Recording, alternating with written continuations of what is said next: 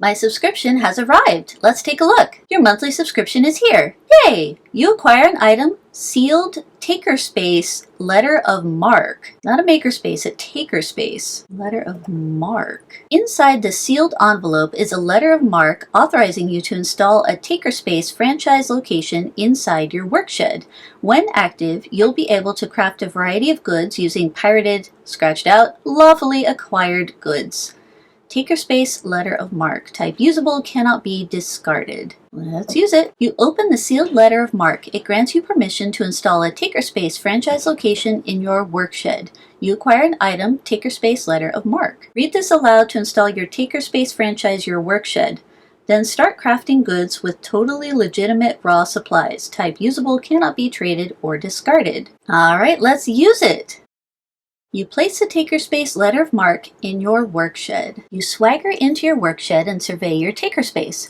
Your latest shipment of totally legitimate crafting supplies has arrived. 3 stolen spices, 3 robbed rums, 3 absconded with anchors, 3 misappropriated mainmasts, 1 snatched silk, and 1 gaffled gold. That's quite the mix. You could try 1 stolen spice and 2 robbed rums or 2 stolen spices. Let's try the first one. 1 stolen spice and 2 robbed rums.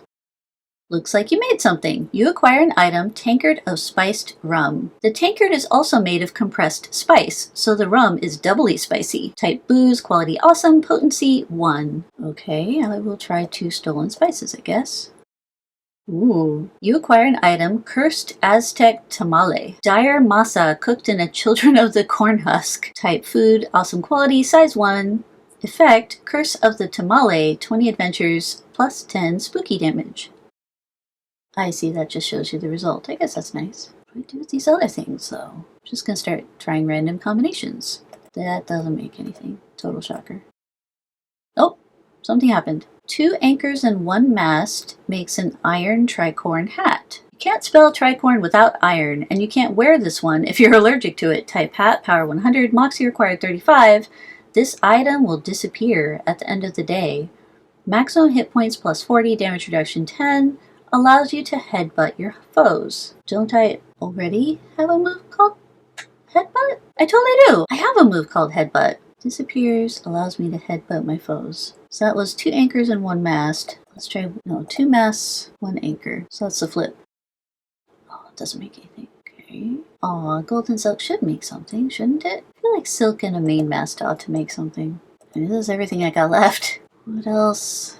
Oh hey! Jolly Roger flag. Carrying this will let everybody know that when you're around, they should keep a close eye on their wallet. It's a black flag, but it's also a red flag. Type accessory cannot be traded or discarded. This item will disappear at the end of the day. Plus 25% meat from monsters, but also scares away rich monsters. Is that useful? That doesn't sound useful, because what good is plus 25% meat if it scares away the monsters where I'd want to use it? That was a bit of a puzzle. What counts as rich? Alright, well I don't have a whole lot left, but what did that make? That was 1 rum, 1 mast, and 1 silk. Why do you need the rum if you already had the mast and the silk? I guess to make it a Jolly Roger flag and not a different kind of flag? Okay, so we've got gold, a main mast, and an anchor. Oh hey, that totally made something. That's good, I guess. Deft pirate hook. To be a true pirate, stealing things on purpose is not enough. You have to constantly steal things without even trying. Always be stealing. Type offhand item. This item will disappear at the end of the day. Muscle plus 20, weapon damage plus 10,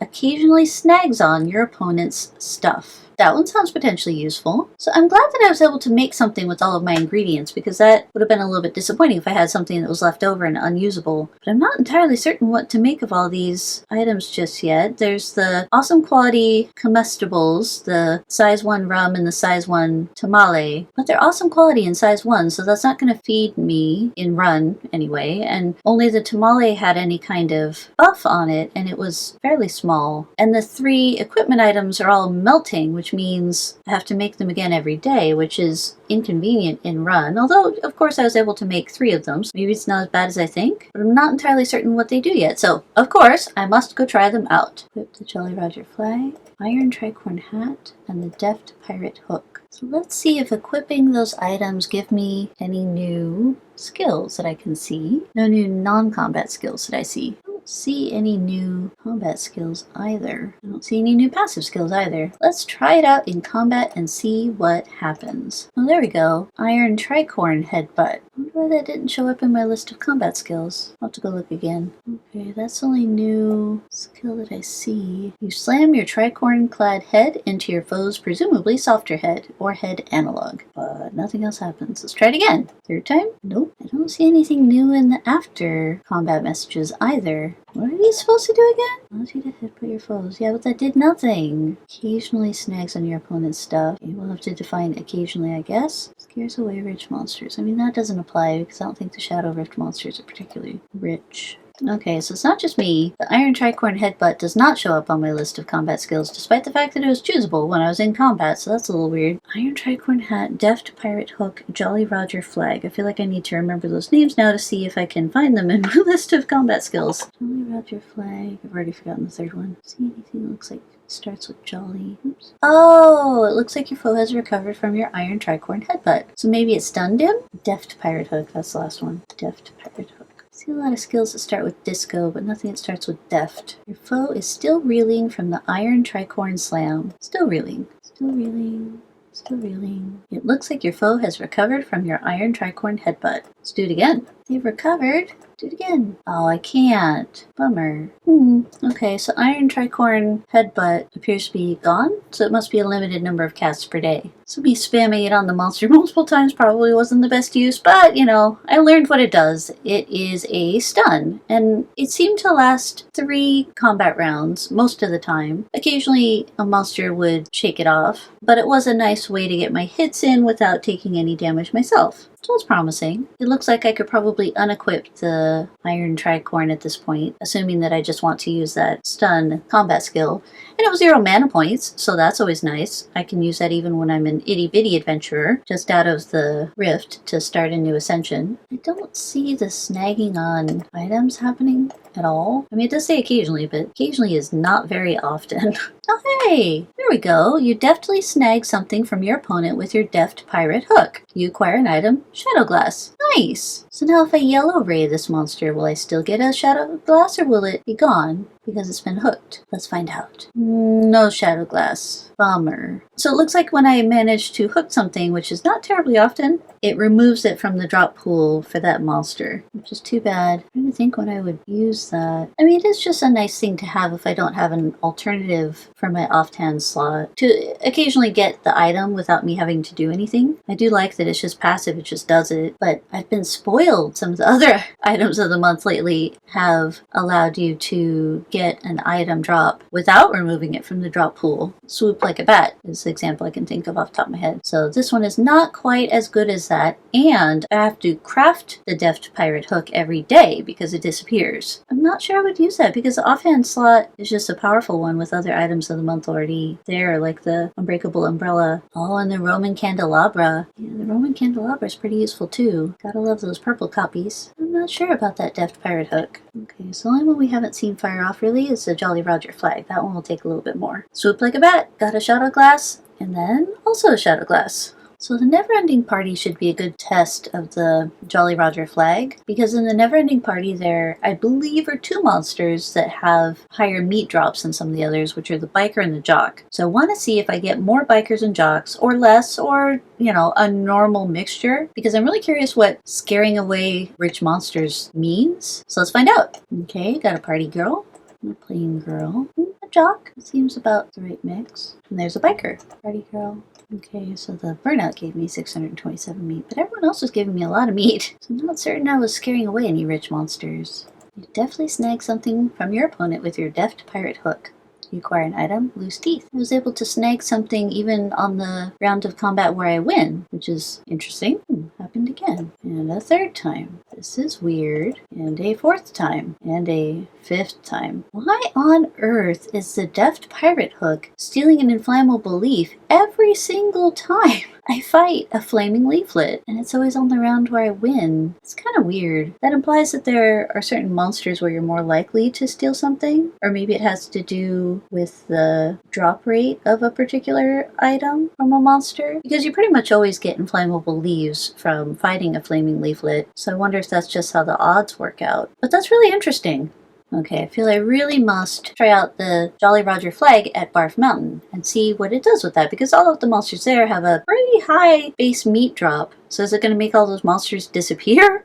Or is it going to basically do nothing like it seemed to do in the Neverending Party? Let's find out. Well, that's a garbage tourist. All seems pretty normal. Garbage tourist again. Garbage tourist a third time. Oh, good job, deft pirate hook.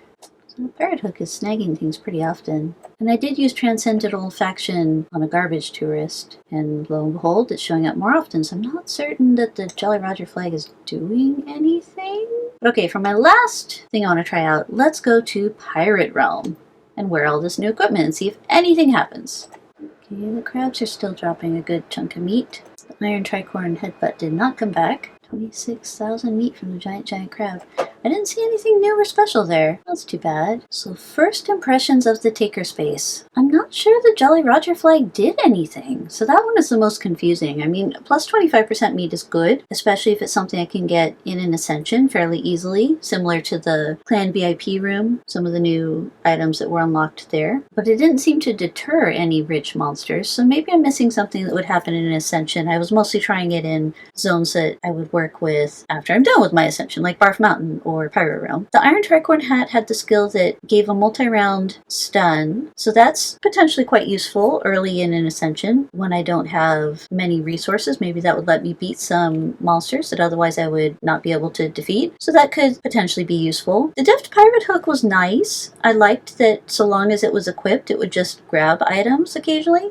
It did seem to matter a lot what the drop rate was for the item in question. So if the drop rate was low, it seemed as though it was just much harder to get, like in the Shadow Rifts, because the drop rate for the items in the Shadow Rifts are fairly low to start, so the pirate hook was only working occasionally, but then with the flaming leaflet, it was getting a leaf every time. And the deft pirate hook removed the item from the drop pool once it snagged it. I have kind of mixed feelings about that. I don't know if I would run it because I just have alternatives like the bat wings that will get an item for me but not remove it from the drop pool. And granted, the bat wings swoop like a bat is a daily limited skill cast, but yeah, I'm just not sure. Maybe if there were a particular item I needed in run, like the killing jar or something like that, maybe it would make more sense to wear the deft pirate hook and then, you know, sucker punch the banshee over and over again, hoping to get the killing jar. So maybe I would use it in some niche situations like that, but I don't think it gives a benefit to me in Aftercore, but, you know, interesting and useful. And then there's the two size 1 awesome quality items, the food and the booze. Once again, it's awesome quality and it uses up some of my daily resources in order to craft those. And they're size 1. I'm not going to fill my liver or my stomach with size 1 items. This one is interesting. I definitely like the pirate theme, but as I reflect on my playtime so far with each of these melting equipment items, because once again, oh man, I forgot. They disappear at the end of the day and I've got to craft them again.